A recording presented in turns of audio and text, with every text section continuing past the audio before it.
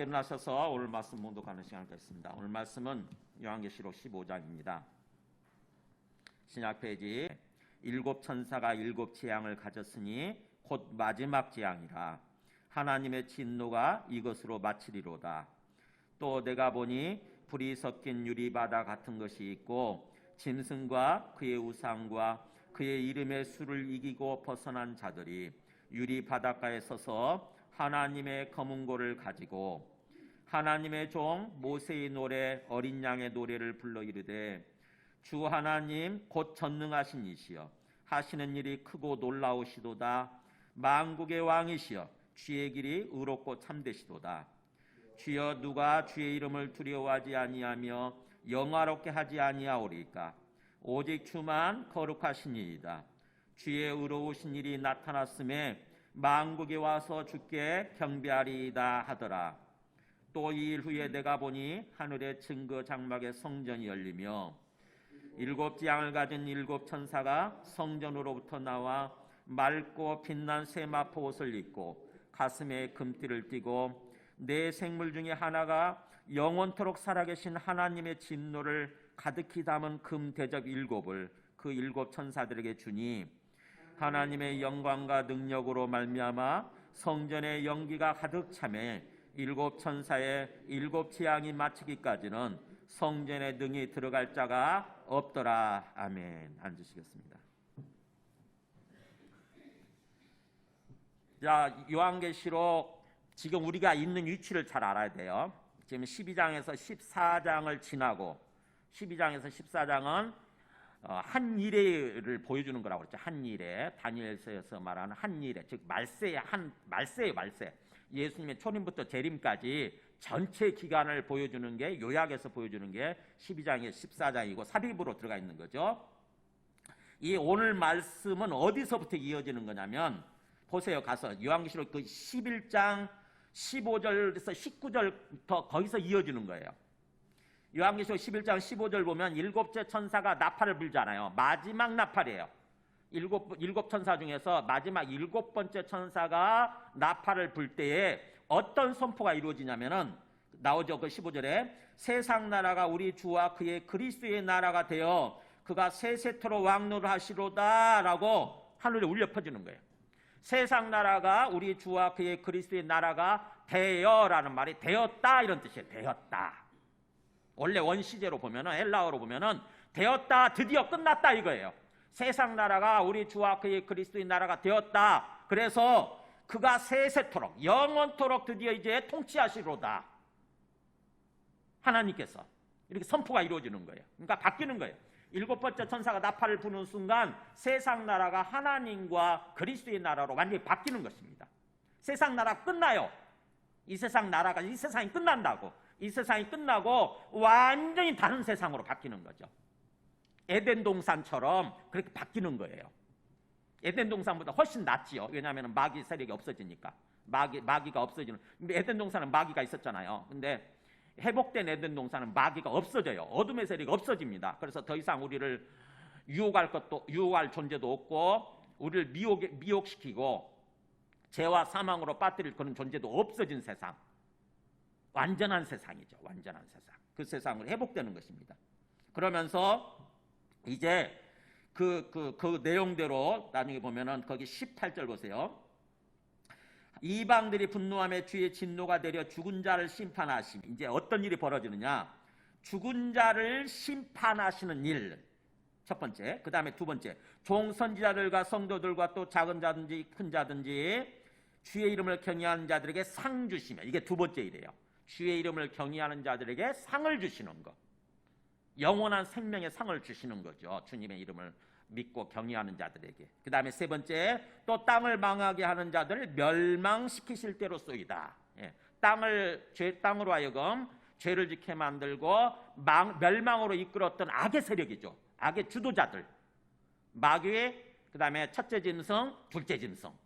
이 땅을 망하게 하는 이 악의 세력들을 주모자들을 반란군들이지 중에 반란군 주모자들을 뭐예요? 영원한 멸망으로 이제 이끄시는 거죠. 인도하시는 거예요. 어떻게 보면은 둘째 사망, 죄와 어떤 그 불과 유황이 타고 있는 그런 둘째 사망 속에 쳐넣게 되는 거죠.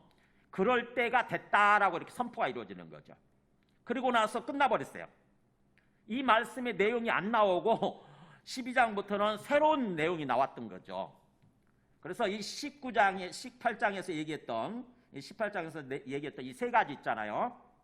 죽은 자를 심판하는 거, 그 다음에 우리에게 상 주시는 거, 그 다음에 땅을 망하게 하는 자들 멸망시키는 거. 이게 내용이 어디로 이어지는 거냐면 이제 드디어 15장으로 이어지는 거예요. 15장 16장에 나오는 거예요. 15장 16장에. 그러니까 우리가 요한계시를 읽으면서 중간중간 이렇게 삽입되어 있는 내용들이 나오기 때문에 그걸 삽입되어 있는 내용이구나 이거를 분별할 줄 모르면은 길을 잃는 거예요. 요한계시를 읽으면서 왜 갑자기 이런 게 튀어나오지? 이게 뭐지라고 이해를 못하게 되는 거야. 그래서 제가 항상 자꾸 얘기하는 게 성경을 읽으실 때는요 항상 전체 그림을 먼저 봐야 돼요. 전체 그림. 성경은 철저하게 그렇게 기록이 됩니다. 전체 그림을 보여주고 속에 상세한 내용으로 그 다음에 들어가는 거죠. 그래서 요한계시록의 구조가 어떻게 됐습니까? 다시 한번 보여주세요. 우리가 이제 조금 다시 점검할 때가 됐어요. 이거 지나서 그 다음에 여기 보면은 1장 9절에서 20절까지는 본 것이고 2장 3장은 지금 있는 일이고 교회 현재 상태죠. 그 다음에 4장에서 22장 5절까지가 앞으로 일어날 일, 장차 될 일인데 이거를 3단계로 나눠서 얘기한다고 그랬죠. 첫째 단계는 4장에서 16장까지예요. 지금 우리 15장이잖아요. 4장에서 16장까지가 세상은 심판하고 우리 의인들을 구원한다고 하는 내용을 얘기하고 있는 거예요. 이거를 어떤 식으로 얘기하냐면 여기 나오죠. 여기 보세요. 이 그림을 보셔야 돼. 7인 심판이 나오고 그 다음에 7 나팔 심판이 나오고 7 대접 심판이 나와요. 근데 아까 뭐라고 그랬어요? 요한계시록 11장 그 15절부터 7번째 나팔이 불려 퍼졌잖아요. 그죠? 7번째 나팔이 드디어 울려 퍼졌어요. 그러면은 그 내용이 나와야 되는데 지금 뭐예요? 건너뛰고 15장에서 나오고 있다고 하는 거죠. 15장. 그래서 15장, 16장에 보면 이제 7 대접 심판이 나오잖아요. 이렇게 이어지는 거예요. 그래서 7번째 나팔 심판은 7 대접 심판이에요. 그러니까 7번째 나팔이 울려 퍼진 거에 대한 어떤 그런 내용은 15장, 16장에 나오는 7 대접 심판, 7 대접 심판이 그것이 바로 이 7번째 나팔 심판의 내용이라고 하는 것입니다. 이런 식으로 전개가 되는 거예요. 그러면서 이렇게 해서 이 16장까지 해서 1단계가 끝나요. 세상을 심판하고 의인들을 구원한다고 하는 내용이 16장까지 해서 끝납니다. 그래서 16장에 마지막 아마겟돈 전쟁이 나오는 거예요. 그리고 바빌론의 멸망이 나오죠. 제일 끝에 바빌론은 완전히 멸망해 가서 없어지는 그게 나오는 거거든요. 그리고 끝나요. 그 다음에 두 번째 또 전체를 보여주는 두 번째 단계가 뭐냐면 17장에서 21장 8절까지 해가지고 앞에 일어난 내용인데 살짝만 언급하고 지나갔기 때문에 그거를 자세히 보여주는 거죠. 언급만 됐거든. 언급만. 그거를 자세히 구체적으로 보여주는 거 그게 2단계죠. 바빌론의 멸망과 새 예루살렘 성의 도래. 그 다음에 제일 마지막에 21장 9절에서 22장 5절까지는 이 새 예루살렘 성 새로운 세상이 펼쳐지는 거죠. 이 땅에 새로운 세상이 펼쳐지는데 소위 우리가 말하는 평소에 말하는 천국이라고 하는 것이에요. 천국. 우리가 부활해가지고 예수님 재림하실 때 우리가 부활해서 들어가는 세상, 우리가 살아갈 세상, 새하늘 새 땅, 새로운 세상, 그게 새 예루살렘성이에요. 그거를 또 자세히 보여주고 이렇게 끝나는 거죠. 본문이. 자, 그래서 우리 지금 15장 이 맥락에서 꼭 보시기 바랍니다. 15장, 16장은 1단계 전체 세상 심판과 의인들을 구원하는 1단계의 마지막 단계라고 하는 거죠. 마지막 7 대접 심판 이거 15장 16장. 그래서 마지막 어떻게 보면 클라이막스고 절정 부분인 거죠. 그러니까는 어떻게 보면 굉장히 제가 이제 목소리 톤이 높아져 있잖아요. 굉장히 흥분되는 단계거든요. 이게 흥분되는 단계예요. 와, 그동안에 뭔가 이렇게 좀 아슬아슬하게 뭔가 조마조마하면서 이렇게 계속 지나왔는데 드디어 마지막 클라이막스 절정의 단계에 도달한 거예요. 그러면은 이게 어떻게 될 것인가? 눈이 크게 떠지고 흥분되지 않습니까? 말씀 읽으면서도 아마 힘마대기 없이 이렇게 그냥 맞으면서 억지로 읽는 것이 아니라 뭔가 기대감을 가지고 읽어야 되는 거죠. 자, 오늘 말씀 내용을 보세요. 오늘 말씀에 보면은 어떤 내용이 나오나 도대체 절정이 이 어떤 그 마지막 심판, 세상을 심판하고 우리를 구원하신다고 하는 그 모습이 구체적으로 어떤 식으로 전개가 되나 자, 보면은 15장 우리 다 읽었죠? 다 읽었지만 8절밖에 안 돼요. 어떤 식으로 되어 있는지 살짝 볼까요? 15장 1절이 먼저 마지막 재앙이 드디어 있을 거다라고 하는 모습이 나오죠. 마지막 재앙에 대한 어떤 예고죠. 예고 1절에 나오고, 그 다음에 2절에서 4절까지는 또 새로운 것이 또 들어가 있죠. 네. 뭔가 유리바닷가에 서서 모세의 노래, 어린 양의 노래를 부르는 사람들, 이게 누구겠어요? 네, 구원받은 우리예요. 구원받은 사람들. 구원받은 사람들의 모습을 보여주는 거예요.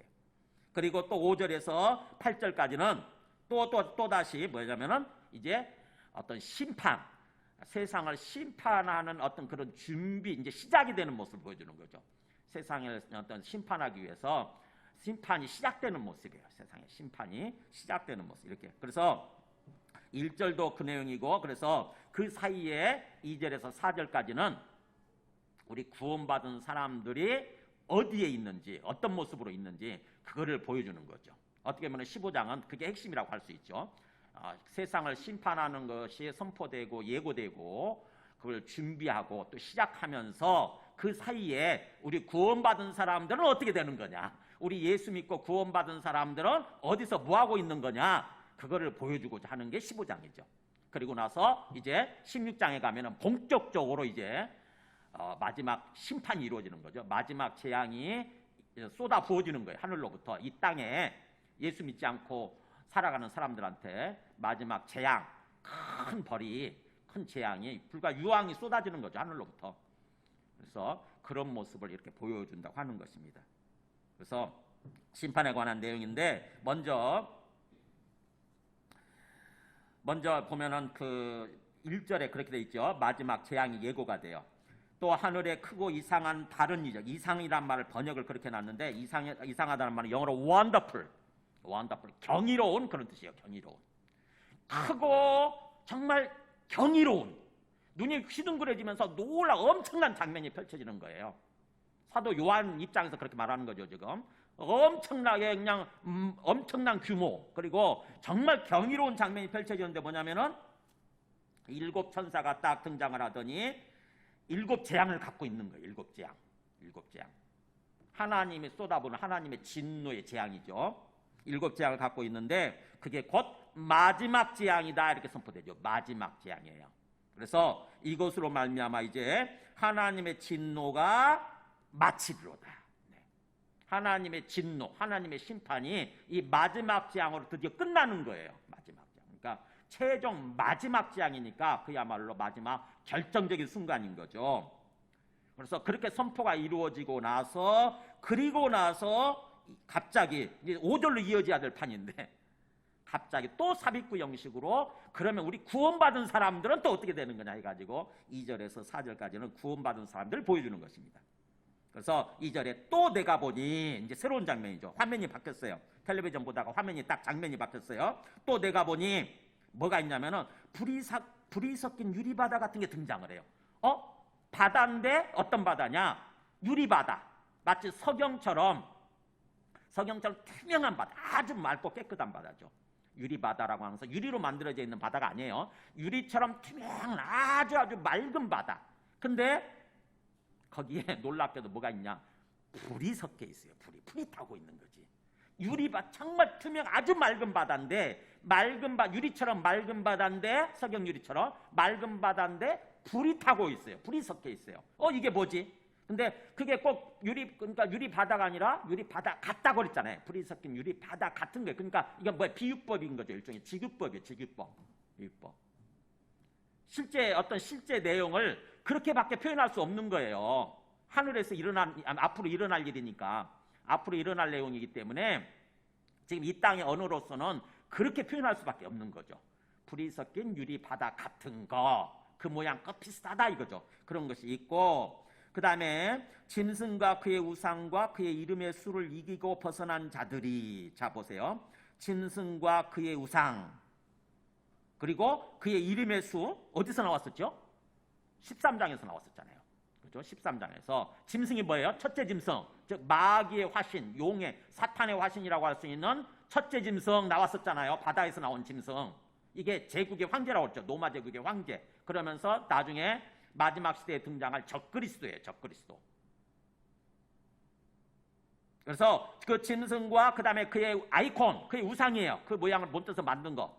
둘째 짐승의 그 우상을 만들었잖아요. 그래서 우상에다가 경배하고 절하게 만들었지 않습니까? 그러면서 그 사람들마다 그 짐승을 믿는 사람들이죠.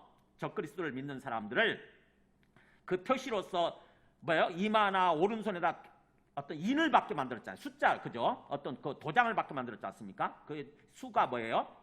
666이었죠. 그죠? 666. 네로 황제의 이름을 의미하는 어떤 그런 666이라고 하는 표를 받게 만들었잖아요. 그러면은 완전히 마귀에게 속한 사람이 되는 거죠.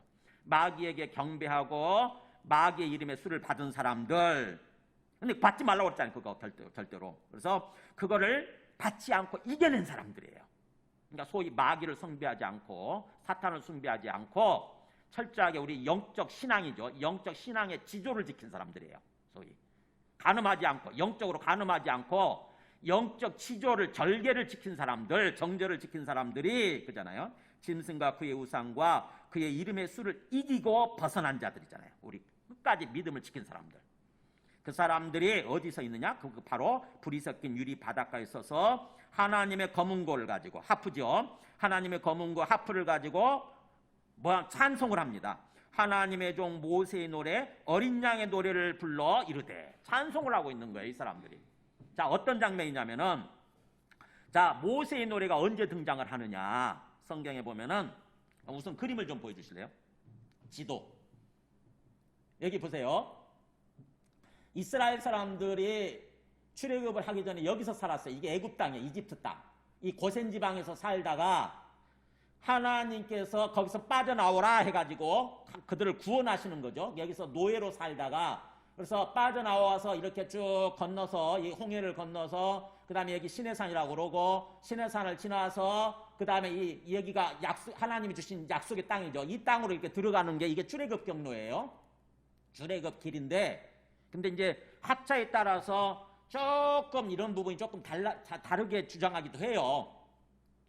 근데 어쨌든 우리가 일반적으로 알고 있는 어떤 출애굽 경로인데 여기서 그러면 이 고센에서 나와서 이 홍해 바다를 건너는 장면이 나와요. 여기서는 여기를 건넜다고 이렇게 표시되어 있네요. 여기를 건넜다. 근데 이 부분이 학자에 따라서는 달라. 지역이 좀 달라요. 어디를 건넜느냐. 어디 홍해를 건넜느냐에 따라 조금 다르긴 한데 어쨌든 우리가 이렇게 본다고 한다면 여기를 바다를 건넜다고 한다면은 이 바다를 건널 때 어떤 일이 벌어지느냐. 이스라엘 사람들은 다 건너게 되고 그 다음에 이스라엘 사람들을 뒤를 쫓던 그 애굽의 군대죠. 애굽의 군대는 어떻게 되냐면 이 바다에서 수장이 돼요. 완전히 몰살당합니다. 거기서. 그러고 나서 그래서 그 다음에 이스라엘 사람들이 그 바다에 빠져서 죽은 그 이스라엘 사람들의 시체, 아니 애굽의 사람들의 시체를 보면서 하나님께 찬송을 해요. 우리를 구원해 주셔서 감사하다고. 그게 모세의 노래예요. 모세의 노래. 그 내용이 출애굽기 14장에 나와요. 말씀을 제가 준비했는데 한번 보여주실래요? 말씀 찾을 수 있는 사람들 찾아보시고 출애굽기 14장부터 보면은 보세요. 이게 모세가 바다 위로 손을 내밀매 여호와께서 큰 동풍이 밤새도록 바닷물을 물러가게 하시니 물이 갈라져 바다가 마른 땅이 된지라. 지금 바다 뭐예요? 지금 바다가 앞에 있어요. 근데 뒤에서는 애국 군대가 쫓아오고 있습니다. 굉장히 막 당황이 되겠죠. 근데 그 상황 속에서 모세가 바다를 향해서 지팡이를 들고 손을 딱 내밀죠. 그랬더니 놀라운 일이 벌어져요. 큰 동풍이 불어오더니 바다가 갈라져. 이렇게 바다가 갈라지면서 마른 땅이 됐다고 그랬죠. 여기 바다가 갈라져 마른 땅이 된지라. 그래서 이스라엘 자손이 바다 가운데를 육지로 걸어가고 물은 그들의 좌우에 벽이 됐더라. 육지가 되어버렸으니까 마른 땅이 됐으니까 이스라엘 사람들은 건너기 시작합니다. 홍해를 건너고 그 다음에 양쪽에 물이 마치 벽처럼 이렇게 물이 갈라져 있는 그런 모습이 보이는 거죠. 그 다음에 그 애굽 사람들과 바로의 말들 곧 병거들과 전차들이죠. 전차들과 그 마병들이 다 그들의 뒤를 추격하여 바다 가운데로 들어오는지라. 이제 애굽 사람들은 뭐예요? 이스라엘 사람들 다시 잡아야 되니까 잡기 위해서 막 쫓아오는 거죠. 그 다음에 새벽에 여호와께서 불과 구름 기둥 가운데서 애굽 군대를 보시고 여호와가 그걸 보시는 거예요. 하나님께서 애굽 군대를 보시고 애굽 군대를 어지럽게 하시며 그들의 병거 바퀴를 벗겨서 바퀴가 떨어져 나가는 거예요.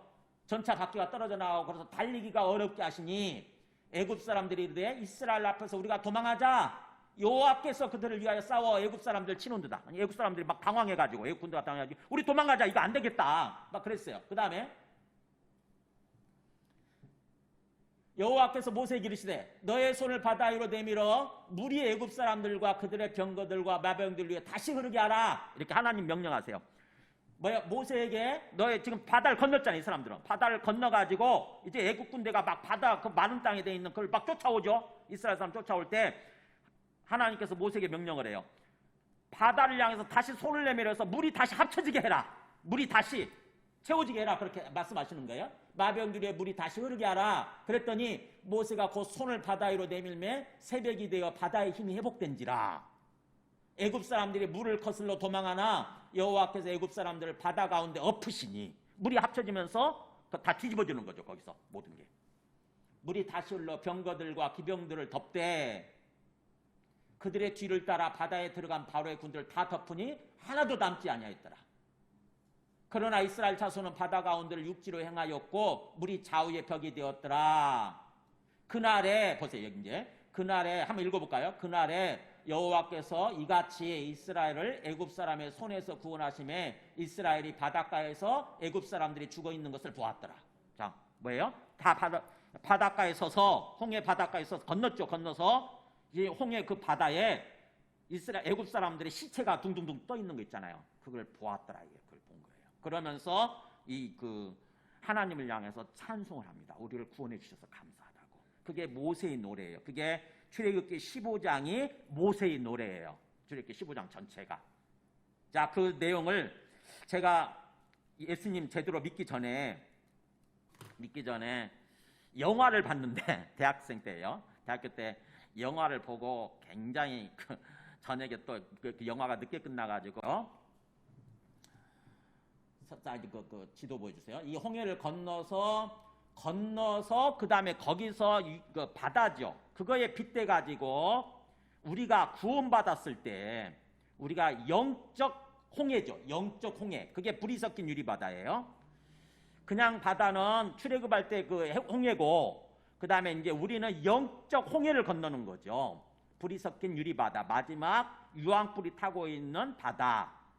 그 건너서 거기에 예수님 믿지 않는 사람들은 거기서 다 빠져 죽어 시체가 되는 거죠. 사실은 죽지도 않지만 계속 고통 속에 있는 거지만 그래서 그거를 바라보면서 우리는 뭐예요? 과거에 불렀던 모세의 노래, 지금은 어린 양의 노래예요. 어린 양의 노래를 주님 앞에 찬양한다고 하는 것입니다. 어린 양의 노래를 부르면서 그 내용이 나오는 거예요. 그 내용이. 그러니까 하나님의 종, 하나님의 말씀에 따라서 충실하게 종으로서 살아가면서 이스라엘 백성들을 구원으로 인도했던 그 모세, 그래서 하나님의 종 모세가 그런 뜻이에요. 하나님의 종으로서 충실하게 이스라엘 백성들을 구원으로 가나안 땅으로 인도했던 그 모세의 노래, 지금은 이제 어린 양의 노래. 어린 양 예수 그리스도가 모세의 역할을 한 거잖아요. 그죠? 어린 양 예수 그리스도가 우리를 구원하는 모세의 역할을 한 거죠. 그래서 모세는 예수님의 예표죠. 일종의. 그래서 그 어린 양의 노래를 부르는 장면이 나오는 거죠. 그 내용이 오늘 중요해요. 어린 양의 노래를 불러 이르되 어린 양의 노래 뭘 부르나 보세요. 거기에 요약이 되어 있지만 아까 제일 마지막 장면 기억나세요? 모세가 구원받고 나서 제일 마지막 장면 다시 보여줘 보세요. 제일 마지막 장면. 제일 마지막 영화에서 제일 마지막 장면 모세가 뭐라고 얘기하나 보세요. 제일 마지막.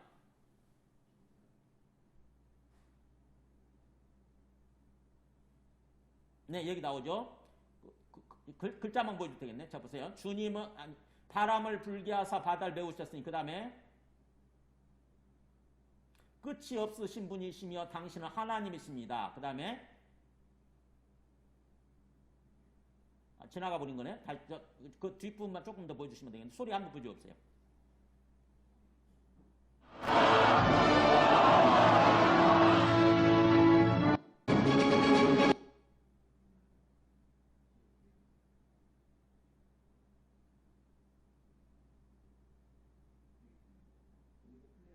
네, 플레이. Thou didst blow with thy winds, and the sea covered them. Who is like unto thee, O Lord? From everlasting 끝이 to 없으신 분이시여 everlasting, 당신은 하나님이십니다. thou art God. 주님은 우리의 하나님, 유일한 하나님. 그러니까는 이게 중요한 게요. 구원받고 나서 모세의 노래 출애굽기 15장의 핵심이 뭐냐면 어디 나오냐면 우리 말씀을 이제 보여줘요. 출애굽기 15장 11절인가 그렇죠? 15장 11절 보면은 모세의 노래의 핵심이 나와요. 이렇게 나오죠. 여기 보세요. 여기 한번 읽어볼까요? 여호와여 신중에 주와 같은 자가 누구니까? 주와 같이 거룩함으로 영광스러우며 찬송할 만한 위엄이 있으며 기이한 일을 행하는 자가 누구니까? 자, 몇 번 질문해요? 2번 질문하죠. 누굽니까? 그래서 주와 같은 자가 누구 있습니까? 그런 뜻이에요. 주님 같은 분이 없다는 뜻이잖아요. 세상에 신중에 여러 신중에 절대 신중에 주님 당신과 같은 분은 없나이다. 누가 있겠습니까? 누가 있겠습니까? 없나이다. 오직 여호와 하나님만이 진정한 신이시며 그런 뜻이잖아요. 여호와 하나님만이 진정한 신이십니다. 이런 뜻이에요. 그 다음에 또 당신과 같이 주님과 같이 거룩하고 영광스러우며 거룩이란 말이 구별된다 뜻이잖아요. 세상에 다른 어떤 존재와도 구별되시고 거룩하시고 그 다음에 영광스러우시며 찬송할 만한 위엄이 있으며 기이한 일 아까 그 경이로운 이상한 일 있잖아요. 경이로운 기이한 일 경이로운 일을 행하는 자가 누구겠습니까? 없습니다. 이런 뜻이에요. 없습니다. 오직 여호와 하나님 당신만이 거룩하고 영광스럽고 찬송받을 만한 위엄이 있고 그래서 기이한 일을 행할 수 있는 분이시나이다. 이런 뜻이에요. 이게 모세의 노래의 핵심이에요. 구원받은 사람들이 하나님을 향해서 찬송을 할 때 찬양을 하고 구원의 찬양을 하고 이렇게 할 때 그 핵심이 바로 이거예요. 오직 여호와 하나님만이 진정한 신이시고 그 다음에 진정으로 찬송받을 만한 분이시고 거룩하신 분이십니다. 이런 뜻이에요. 근데 그거를 오늘 말씀에 와서 보세요. 이제 어린 양의 노래, 그 모세의 노래가 이제 어린 양의 노래로 바뀌면서 내용이 어떻게 변하고 있나 보세요. 거기 3절이죠. 3절 보면은 노래를 불러 이르되 자 보세요. 하나하나 그 내용에 붙여서 보세요. 주 하나님 곧 전능하신 이시여 하시는 일이 크고 놀라우시도다. 만국의 왕이시여 주의 길이 의롭고 참되시도다. 자, 첫 번째 내용은 뭐냐? 주 하나님 곧 전능하신 이시여 하시는 일이 크고 놀라우시나이다. 그러니까 뭐예요? 첫 번째 찬양은 당신께서 하시는 일, 우리를 구원해 주신 일이죠. 그리고 악한 세상을 악의 세력들을 심판하시는 일들이라고 우리 일이 단수로 되어 있는 것처럼 보이지만 원래는 복수예요. 당신께서 하시는 일들이 크고 놀라우시나이다 라고 첫 번째 찬송이에요. 너무나 크고 놀랐습니다. 바로 당신은 주님이신 하나님이신 거고 그리고 전능하신 분이십니다. 이런 뜻이에요. 전능하신 분이십니다. 그래서 당신의 일들이 크고 놀라우시나이다. 원래는 이렇게 순서가 그렇게 돼 있어요. 크고 놀랍다는 말이 제일 먼저 나와요. 당신의 일들이 크고 놀랍나이다. 그러면서 주 하나님 곧 전능하신 이시나이다. 이렇게 되는 거예요. 첫 번째 내용. 그 다음에 두 번째 내용은 당신의 길이 이제 주의 길이라고 되어 있는데 당신의 길들이 당신이 인도하시는 그 길들이 의롭고 참되시나이다. 만국의 왕이시여 이렇게 되는 거예요. 당신이 인도하시는 이 길들이 정말 의롭다는 말은 옳다 그런 뜻이잖아요. 하나님 뜻에 합당하고 의롭고 반대말은 불의하다 그러잖아요. 죄악되고 불의한 거. 근데 하나님의 가시는 그 길은 의롭고 참되시나이다. 진실되시나이다. 그러면서 당신은 만국의 왕이시나이다. 모든 나라, 온 세상의 왕, 온 세상의 통치자이시나이다. 만국의 왕이 되시나이다. 그 다음에 세 번째 그 4절이죠. 주여 누가 주의 이름을 두려워하지 않냐. 이게 나오잖아요. 아까 출애굽기 15장 11절 비슷하잖아요. 누가 주의 이름을 두려워하지 아니하며 영화롭게 하지 아니하오리까. 이런 장면을 보고서 이런 내용을 안다고 한다면은 세상에 감히 누가 주님의 이름을 두려워하지 않고 또 주님의 이름을 영화롭게 하지 않겠습니까? 즉 다시 말하면 뒤집으면 뭐예요? 모든 사람이 정말 주님을 진정으로 안다고 한다면 모든 사람, 어떤 사람인지 모든 사람은 주의 이름을 두려워할 것이고 그 다음에 주님의 이름을 영화롭게 할 것입니다. 주님을 찬송하고 주님의 영광을 나타낼 것입니다. 그런 뜻이에요. 그러면서 또 그 이유를 또 세 가지로 얘기해요. 오직, 왜냐하면 이란 말이 원래 들어가 있어요. 왜냐하면 오직 주만 거룩하시기 때문입니다. 주님만이, 이 세상에서 오직 주님만이, 다른 신 다 필요 없고요, 오직 주님만이 거룩하신 분이시기 때문입니다. 그리고 또 두 번째 이유, 왜냐하면 주님의 의로우신 일이 나타났기 때문입니다. 의로우신 일, 주님께서 원래 원하시는 우리를 모든 의로운 삶으로 인도하시기 위한 거잖아요. 우리 영혼이 하나님을 부정하면서 뭔가 더러워진 쪽으로, 죄악되고 더러워진 쪽으로 타락했거든요, 우리가. 근데 주님의 의로우신 일이 나타난 거, 의로우신 일, 주님께서 우리를 의로운 삶으로 인도하시는 그 일이 나타났다고 하는 거죠. 때문입니다. 그 다음에 또 세 번째 이유, 왜냐하면 만국이 주님께 경배할 것입니다. 그래서 뭐예요? 최종적으로 만국이 주님께 경배할 것이기 때문입니다. 그래서 온 세상이, 하나님의 목표죠, 온 세상이 주님을 인정하고 주님 앞에 나와서 주님께 찬송하고 예배드리게 될 것이기 때문입니다. 이런 뜻이에요. 이게 어린 양의 노래예요. 그러니까 마지막에 우리가 구원받고 나서 불이 섞인 유리바다를 바라보면서 거기에 어떤 그 심판받은 사람들이죠. 심판받은 사람, 세상 사람들 그 고통 속에서 헤매고 허우적대는 것을 보면서 우리는 이 찬송을 하게 되는 거죠. 이 찬송, 주님 앞에서 구원받은 사람들이 부르는 찬양, 찬송, 이게 모세의 노래, 어린 양의 노래예요. 당신의 일이 크고 놀라우시나이다. 당신은 주 하나님이시고 전능하신 분이십니다. 두 번째, 당신의 길들이 의롭고 참되시나이다. 당신은 만국의 온 세상의 왕이 되시는 분이십니다. 세 번째, 누가 주의 이름을 두려워하지 아니하며 영화롭게 하지 않겠습니까? 모든 사람이 주님의 이름을 두려워할 것이고 주님의 이름을 영화롭게 할 것입니다. 왜냐하면 주님만이 거룩하시고, 왜냐하면 주님의 의로우신 일이 나타났기 때문이고, 왜냐하면 만국이 와서 주님께 경배할 것이기 때문입니다. 온 세상이 주님께 경배하고 예배드리게 될 것이기 때문입니다. 이런 뜻이에요. 이게 우리 구원받은 사람들이 장차 부르게 될 모세의 노래, 어린 양의 노래예요. 그러고 나서 이제 어떤 그 심판의 장면이 5절에서 8절까지는 심판이 드디어 준비되고 이제 시작이 되는 거죠. 세상을 향해서 우리 구원받은 사람들은 그렇게 하고 있고, 이 세상을 향해서는 드디어 주님의 심판이, 마지막 재앙, 마지막 심판이 이제 준비 시작이 되는 거죠. 그래서 7절에 보면은 그렇게 나오잖아요. 내 생물 중에 하나가 영원토록 살아계시는 하나님의 진노. 그러니까 하나님은 영원히 살아계시는 분이세요.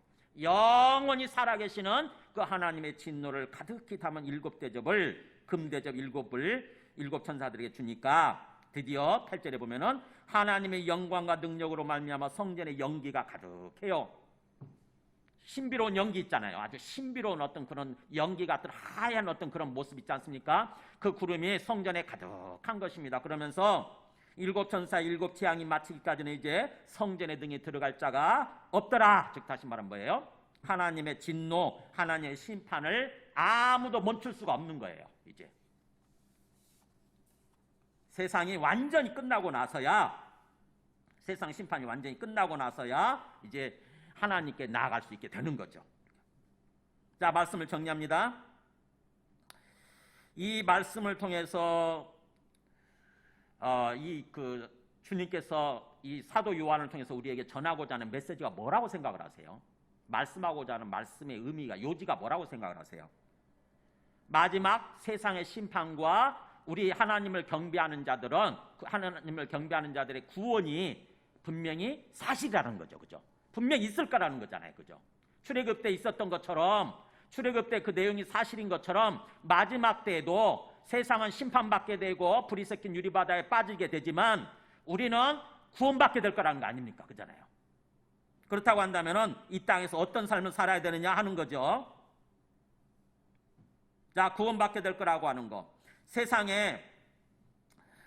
사람들 입장에서 보면 이런 말씀 들려주면 아마 콧방귀 낄 거예요. 그죠? 비웃고, 비웃는다고, 웃긴다고. 그 내용이 성경에 나오죠. 베드로후서 3장 3절에 보면은 마지막 심판의 날이 있다고 그러면 세상 사람들은 비웃어요. 베드로후서 3장 3절에 보세요. 먼저 이것을 알지니 말세가 되면 조롱하는 자들이 나타나는 거죠. 조롱하는 자들이 와서 자기의 정욕, 자기 욕망과 욕심이에요. 자기 욕망과 욕심에 사로잡히면 아무 말도 안 들어오거든. 하나님이란 존재가 부담스럽다고. 욕망과 욕심에 사로잡히게 되면 하나님의 존재가 부담스럽고 그래서 비난해요. 자기를 합리화시키는 거지. 자기 행동을. 그래서 자기의 정욕을 따라 행하면서 조롱하면서 뭐라고 그러냐면은 이르되 주께서 강림하신다는 약속이 어디 있느냐. 뭐 주님이 재림하신다고. 주님이 재림하면서 이 장면이 펼쳐질 텐데 주님이 재림한다고? 그런 게 어디 있어? 그러면서 조상들이 장으로부터 조상들 때부터 그런 뜻이에요. 조상들이 죽은 때부터 만물이라고 하는 온 세상은 처음 창조될 때와 같이 그냥 있는 거야. 이렇게 주장한다고 하는 거죠. 세상은 처음부터 끝까지 그대로 있는 거야. 그냥 뭐 세상에 심판받아서 멸망한다고? 그런 건 없어. 이렇게 주장하는 사람들이 있다는 거죠. 이는 하늘이 옛적부터 있는 것과 땅이 물에서 나와 물로 성립된 것도 하나님의 말씀으로 된 것을 그들이 일부러 잊으려 함이로다. 알면서 부정하고 싶은 거예요. 합리화시키는 거예요. 자기 행동을. 그래서 하나님의 말씀에 의해서 세상이 창조되었고 그렇다고 하는 것을 일부러 잊으려고 하는 거. 마음속에 자기 죄를 합리화시키기 위해서. 그 다음에 그렇다고 한다면 이제 이로 말미암아 그때 세상은 물이 넘침으로 멸망하였으되 홍수 있잖아요. 홍수 심판. 그랬던 것처럼 홍수 심판이 사실인 거죠. 노아 때. 그때 물이 넘침으로 멸망했지만 이제 하늘과 땅은 읽어볼까요? 이제 하늘과 땅은 그 동일한 말씀으로 같이 있습니다. 불사르기 위하여 보호하신 바 되어 경건하지 아니한 사람들의 심판과 멸망의 날까지 보존하여 두신 것이니라. 이제 뭐예요? 그 동일한 말씀. 홍수 심판을 명하셨던 그 하나님의 말씀에 의해서 앞으로는 어떤 심판이 있다고 하는 거예요? 불심판, 불심판. 누구에 대한 불심판이냐? 경건하지 아니한 사람들. 즉 하나님을 믿지 않고 하나님을 경배하지 않는 사람들인 거죠. 세상 사람들의 죄악된 세상 사람들의 그들의 심판과 멸망의 날까지 지금은 보존하고 계시는 거다. 그 날이 온다고 하는 거죠. 그렇기 때문에 베드로후서 3장 8절 이제 베드로가 이렇게 당부를 해요. 살아가는 자들아 죽게는 하루가 1000년 같고 1000년이 하루가 같다는 이 한 가지 꼭 잊지 마라. 뭐 1000년이 흐르고 막 그러니까는 안 올 것처럼 주님이 안 오실 것처럼 그래서 세상 심판이 없을 것처럼 그렇게 생각을 하는데 하나님께는 시간이 의미가 없다고 하는 것입니다. 하루가 1000년이나 1000년이 하루나 똑같다는 거죠. 시간을 만드신 분이니까 시간을 초월하고 계시는 분이시니까. 그렇기 때문에 주님의 약속, 주님의 재림과 심판의 약속이죠. 어떤 일이 더디다고 생각하는 것 같이 그렇게 더딘 것이 아니다. 자, 같이 있습니다. 오직 주께서는 너희를 대하여 오래 참으사 아무도 멸망하지 아니하고 다 회개하게 이르기를 원하시느니라. 하나님이 지금 뭔가 좀 이렇게 지켜보시면서 오시는 것을 조금 딜레이 시키고 계시는 이유는 뭐예요? 구원하시기 위해서. 가능하면 한 사람이라도 멸망에 이르지 않고 구원하시기 위해서 지금 그걸 기다리고 계신다고 하는 거죠. 이게 하나님의 마음이에요. 지금 현재 상태. 세상을 바라보시면서 하나님의 마음. 우리는 이것을 알아야 되는 거죠. 그래서 우리는 이 땅에서 삶을 살면서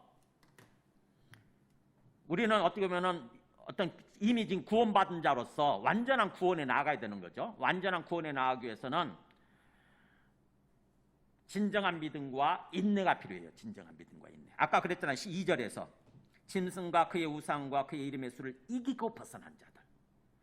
짐승은 온갖 마귀는 세상을 통해서 온갖 우리를 유혹하고 미혹시켜요. 어떻게든지 마귀를 숭배하게 만들려고. 하나님을 떠나서 마귀에게 절하고 마귀에게 경배하고 마귀를 섬기는 삶을 살아가게 만들려고 어떻게든지 그렇게 하고 있는데 우리는 그것을 이겨내야 된다고 하는 거죠. 그래야 완전한 구원에 이르게 되는 거죠. 그래서 거기 요한계시록 14장 12절에서 그랬잖아요. 12장 14절에서 14장 12절에서 같이 읽습니다. 성도들의 인내가 여기 있나니 그들은 하나님의 계명과 예수에 대한 믿음을 지키는 자니라. 인내와 믿음이에요. 믿음과 인내. 믿음과 인내. 살아계시는 주님을 진정으로 믿고 주님 앞에서 버티는 것입니다. 그 어떤 세상의 유혹이 와도 버티는 거예요. 살아계신 하나님을 믿고 바라보면 버틸 수가 있어요. 우리가 인내할 수 있어요. 근데 살아계신 하나님이 내 앞에 사라지면 내가 주님을 잊어버려요. 주님을 향해서 눈을 닫아버립니다. 눈을 감아버려요. 그러면 세상이 들어오죠. 세상이 들어와. 주님이 내 눈에서 사라지면, 눈앞에서 사라지면 세상이 들어와요. 그러면 마귀에게 굴복하는 거예요. 그래서 그렇게 되지 않도록 주님이 그 마귀의 수와 짐승과 그의 우상과 그의 이름의 수를 이기고 벗어나려고 하는 거, 이게 지금 이 그 요한복음에서 사도 요한을 통해서 주님께서 강조하고자 하는 메시지예요. 절대로 짐승과 그의 우상과 그의 이름의 수를 받으면 안 된다. 그걸 이겨내야 된다고 하는 거죠.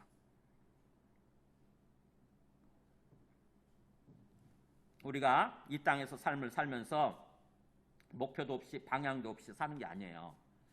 이 요한계시록 말씀을 통해서 성경적인 역사관을 가져야 돼. 성경적인 역사관, 성경적인 세계관을 갖는 거예요. 이 땅에서 밥 먹고 살기 위해서 허겁지겁 살긴 하지만, 급하게 살지만, 그러나 우리 영적으로 어떤 구원받은 사람들, 영혼의 생명을 받은 사람들은, 영생을 받은 사람들은 이 땅에서 삶을 살면서 항상 우리 역사가 지금 어디를 향해서 흘러가고 있는가, 세상이 지금 어떻게 진행되고 있는가, 이거를 분명히 깨닫고 주님의 관점에서 세상을 바라보고 주님의 관점에서 현재를 사는 것입니다. 오늘을 살 때 주님의 관점에서 사는 거예요. 주님이 지금 이 세상을 주관하고 인도해 가고 계시고, 마지막 심판의 날을 향해서 이 세상을 지금 인도해 가고 계시고, 우리의 삶이, 우리의 생명이 주님 손안에 있는 거예요. 막연하게 사는 것이 아니라, 막연하게 보이는 것만 보고 사는 것이 아니라, 우리는 영적인 눈을 떠서 영적인 관점에서 바라봐야 돼요. 지금 내 앞에 살아계시는 주님을 절대로 잊지 말고 항상 주님 바라보시고, 고개를 들으라고 그랬죠. 제가 항상 고개를 들어 주님을 바라보라고 그랬죠. 주님을 바라보고 주님과 대화를 하세요. 그래서 주님과 영적으로 교통하면서 삶을 살아가는 것, 그게 주님의 은혜와 긍휼이 충만하게 돼요. 그러면은요, 우리가 신앙생활을 하면서 마지못해서 억지로 하게 되는 것이 아니라 주님과 교통이 이루어지게 되면은 신나요. 신나고 즐겁다고. 주님과 함께하는 삶이 즐겁다고요. 즐거워요. 이상해. 우리 영혼이 신나. 말씀도 들어오기 시작하고, 말씀이 우리 영혼의 꿀처럼 막 달게 느껴지기 시작하고, 그래서 주님 앞에, 주님을 만나고 주님 앞에 나와서 기도하고 주님께 예배드리는 일이 신나요. 신나. 그런 모습으로 살아가기를 원하시는 거예요. 주님께서. 주님의 은혜와 긍휼이 충만한 모습으로.